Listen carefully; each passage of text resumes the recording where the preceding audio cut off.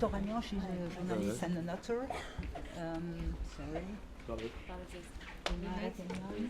Բարև, լավ եք, հայերենը լավ լեզու է, եթե Ֆրանսիայի դեսպանել հայերեն է սովորել, ուրեմն կարող ենք հաջորդ մեր խորհրդակցությունը ձեր հետ հայերեն անենք, բայց ես խնդրեցի, որ անգլերեն խոսեմ, ճիշտ է? Ladies and gentlemen, dear friends, it's really a great pleasure for me to be here today. And I think I like the way President of AGBU had presented it, first as a member of the board of AGBU, then the President of the Republic.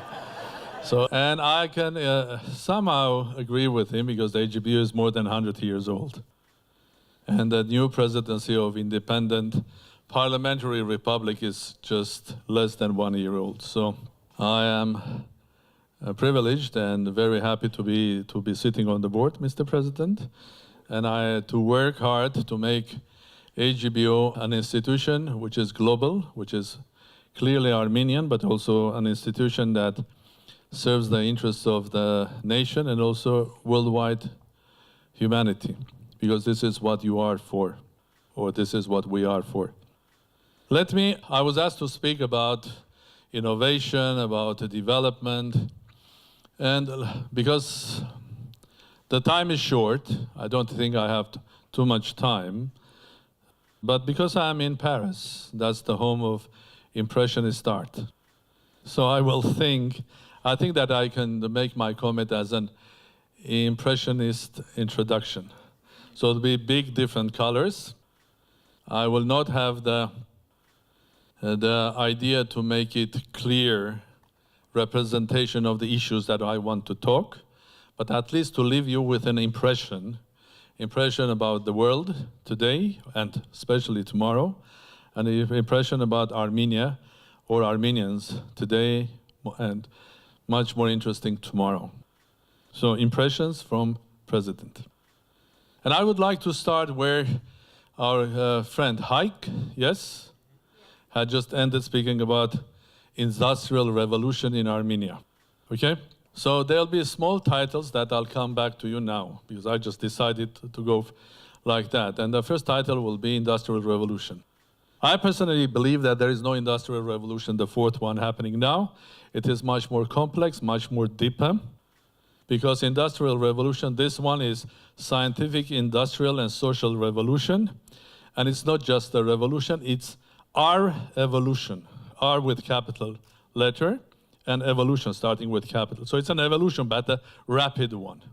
So it's not industrial revolution and then development or 50 years and another industrial revolution, the first one, the second one, the third one. It is rapid evolution that we're going to face tomorrow. Revolutions are going to happen every year, every second year, every third year. So I think to have division, the fourth industrial revolution, fifth industrial revolution, sixth one is going to be impossible. So we are entering the world, and including, of course, Armenia as well, into the time and era of our evolution.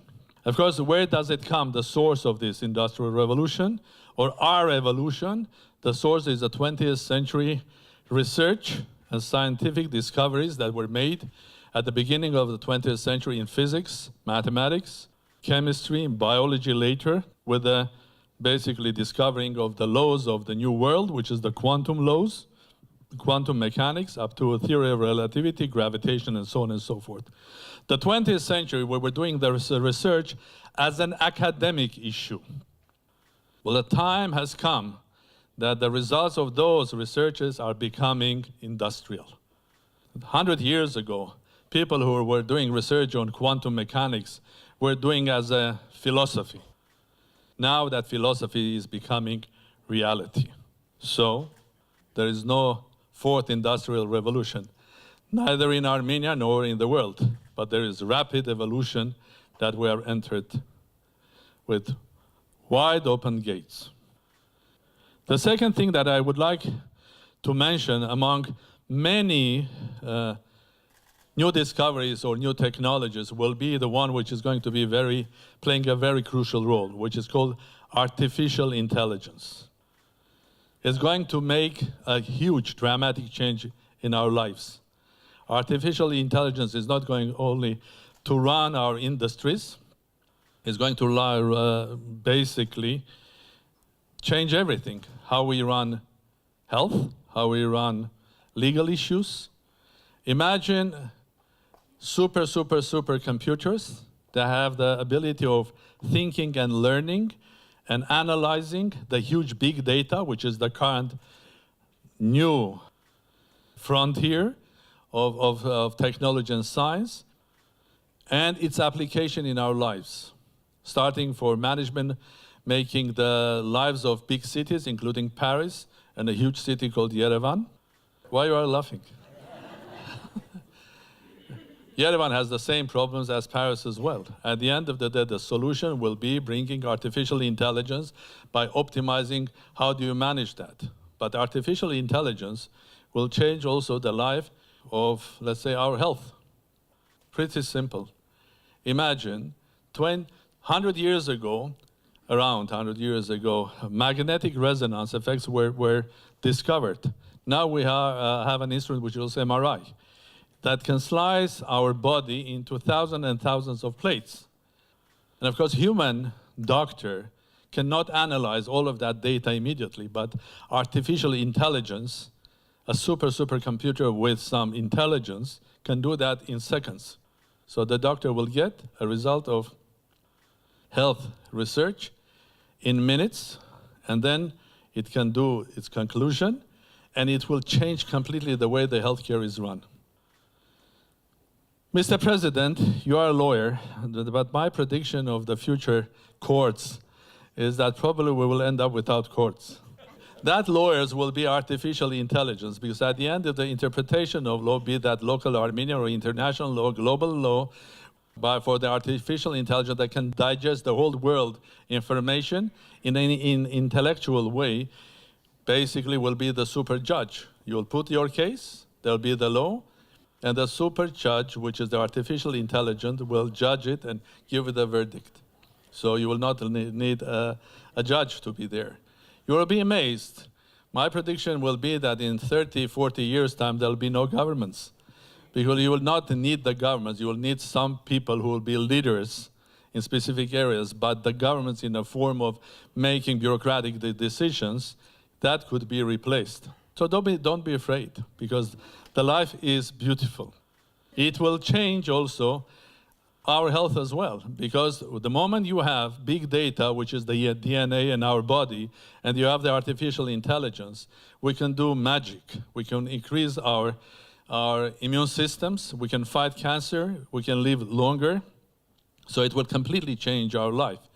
From drones to satellites, from lasers that will measure the depth of the water in agriculture for agricultural use, up to everywhere. So artificial intelligence matters. Third, startup. Why startup? Because I'm in this beautiful building together with you. It's one of the capitals, world capitals of startup. It's a great idea. It's a new 21st century of running business by giving freedom to innovative power of humans. Okay, the old system, classical systems that were basically there in 20th century, when the big multinational companies were running it, when there was the top, the CEO, the chief this, chief that, and eventually you're coming to a group of 100 engineers that were getting an order to resolve this issue. And there's a second model. 21st century, young people have enough tools, be that in IT, power, be that in information, data, knowledge, to be creative. So look at the biggest companies in the world. Are they the old, big industrial companies? Natural resources? No. Microsoft, Google, Facebook, etc., etc., etc. All of them started by a couple of people who had the power of innovation, and they're all world startups. So, welcome to the new world of startups. Very important. Fourth color in this impressionist speech is, I think I will call it reality and virtuality. We live in a world that every day the boundaries between reality and virtuality are destroyed. Look how much time you are spending in a virtual world in your day. How many minutes you are working with your telephone, computer, watching television. So virtuality and reality are merging. And the boundaries are destroyed now. And at the end of the day, there'll be more and more virtuality.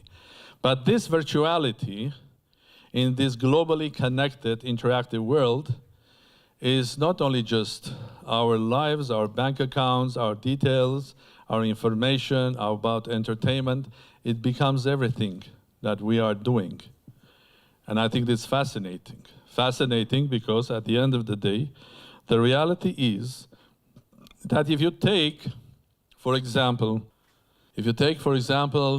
sports as a great achievement of 20th century.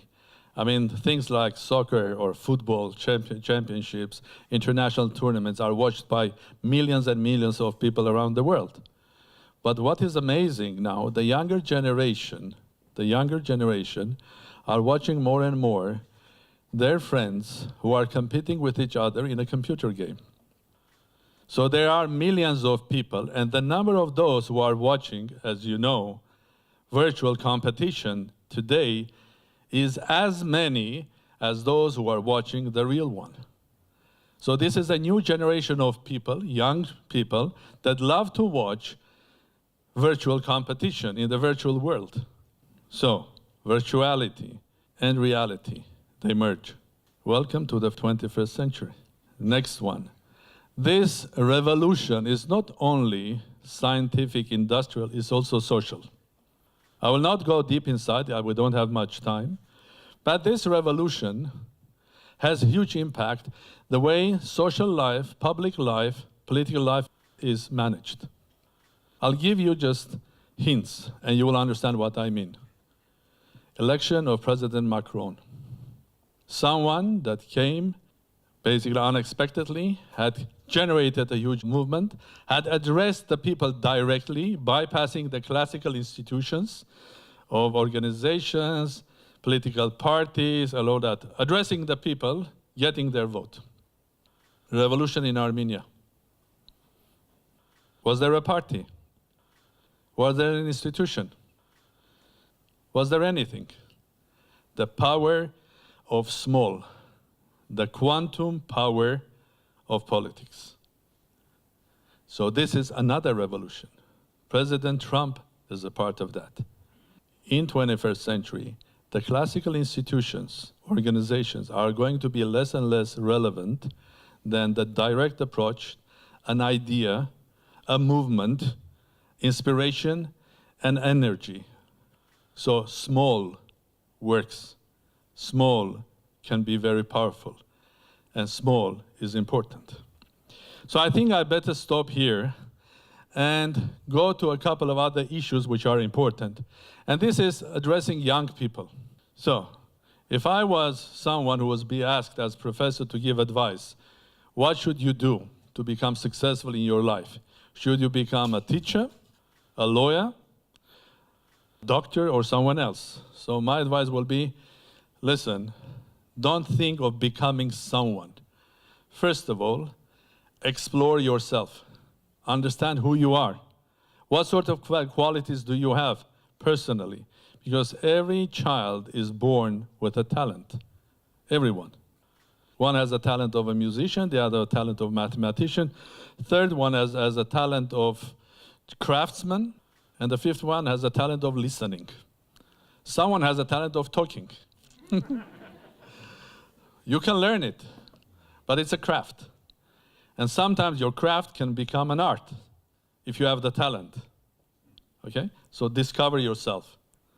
And when you discover yourself, it's very important that you have to understand that education matters. Education will change. It will be in the 21st century or the new world, it's going to be different. It is already different. The way we teach. Sam Simonian there, you know him? Tumo. a completely different way of educating younger generation to IT and IT technology and software and so on and so forth. So advanced that countries like France had to import that know-how. Am I right? So Armenia can produce new ideas in education. Education matters, but it will change. Imagine a young girl or a boy, 2 years old today. So what's the first tool they get in their life? iPad, a telephone. So what do? And they are so talented because they can find whatever they like very quickly. And after they become 3 years old. So they are given a book.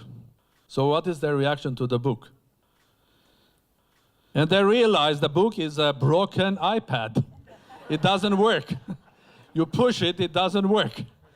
So, welcome to the 21st century. Of course, eventually they will read the book. They have to read the book. They have to learn. But education will be different. Absolutely different. And of course, the classical education, the source of knowledge, first source of knowledge was learning how to read. The words, the letters. Now, we have gone back to 5,000 years. Icons. Like in old Egypt, 21st century. Icon this, icon that, up this, up that, and we start learning the world and understanding the new world that way. Now, the last color, morality, important. I mean, at the end of the day, we can have artificial intelligence, huge successes in technology, but if we don't have morality there, we are doomed. Because at the end of the day, there is no technology, and there was no technology historically that was either good or bad. We discovered fire as humans, which was for good. We could cook, it made us warmer, it was an engine of development, but the same fire could be used and was used by humans for destroying. A hammer was created to build a house, to nail down something useful. But the same, another type of a hammer was used to kill. Nuclear energy, created, discovered, great asset, could be used and is used for great benefit. But it has become also a great danger. So it's not the technology, it's not the tool, it's us and our values.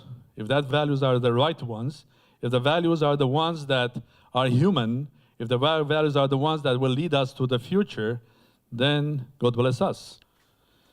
And if the values are of destruction, then God help us. So, I think I rather stop there because there are many other colors. But where does Armenia and Armenia stand here? Let's go back. Our evolution. I agree with you. In Armenia, it has started, but it has started as our evolution or revolution of technology, science, and social and political structure. So we are there. We can be one of the leaders of this in the world. Why? Because the engine of our evolution is globalization, global connectivity. And we are a unique nation, a small state, a global nation, interconnected and interactive. So we are very well positioned there. Agreed? Yeah. So there was no, so I presume that you agree. Second, we spoke about, I think, artificial intelligence. Well, there are friends here who are engineers or scientists, and they know the power in Armenia, of mathematics, science, physics, and not only in Armenia, but outside as well. Because some of you were not born in Armenia, though you came to Armenia and also created something very valuable. So I think we're very well positioned, because in the new world is the world that will not be dominated by natural resources, by huge industrial lines. Well, I predict probably in 20, even 10, even maybe 5 years' time, I mean, we will replace the famous discovery of the line of Ford, because the next cars will be assembled in a shopping mall by three-dimensional. You come, you order a car, this, that cars will be electric, there'll be 4 robots, they will print for you and make for you the car, you will get it and go out. So you will not need cheap country with huge human resources to build a car.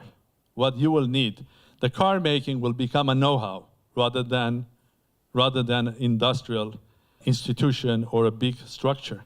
So Armenia and Armenians have a small advantage there. Startups. I think we are the mother of startups everywhere. I think Armenia is a wonderful country because you see a lot of young, talented people, and Armenians worldwide, they have come with brilliant ideas, and I have a list of probably around 50 companies, very successful worldwide companies, that either they were participants or they were leaders of that. And startup culture is very, very common in Armenia. You know, there's a startup in Armenia which is called Seaside Startup that brings together startups every year in Dubai, Goa, in Australia, and now also near Lake Sevan. I went there this year. It's fantastic. You have, like it's a Woodstock of startups and science. So startup, the new culture of production, the new culture of innovation matters. And we can be successful there. Even the big companies. Last time when I was here, I went to see Thales. Thales, huge industrial company. They have realized in order to be successful, they have to push and help innovation and startups. So what they have created inside their company, a special division, which looks like, I went to see them, it's like a big Starbucks cafe, and 4 groups of 5 and 4 young boys and girls, and they are doing the innovation work, because innovation is going to be the locomotive of the future development. And we are very well positioned there. Now, reality and virtuality. Today I was searching the virtual world, and I saw in London there's a huge international exhibition on virtual platforms. And one of the big innovations there, or the companies that were very well presented there, is a company which is called Beta Construct. You know them? 2,500 3,000 young people working there. They are one of the leaders in creating platforms, and they have artificial intelligence platform that is helping to create platforms for virtual games and so on and so forth. So we are very well positioned there. Virtuality, yes. The 4th one, revolution. Industrial, scientific, and political. Well, I don't have to impress you. You all know what happened in Armenia last year. It was a revolution of Facebooks. It was a revolution of quantum behavior of politics. Now, encouragement of being strong, well-educated, but also a young man has to have also ability of adapting yourself. Well, I want to say here that I think we also have a strong base here. Let's remember who we are. We are children and grandchildren and great-grandchildren of those who suffered a huge genocide in 1915. A thing that was designed to destroy us. But we had this great power of reviving and rebirth. So 24th of April is not only the day of remembrance, it's also the day when we prove the world that Armenians cannot be destroyed.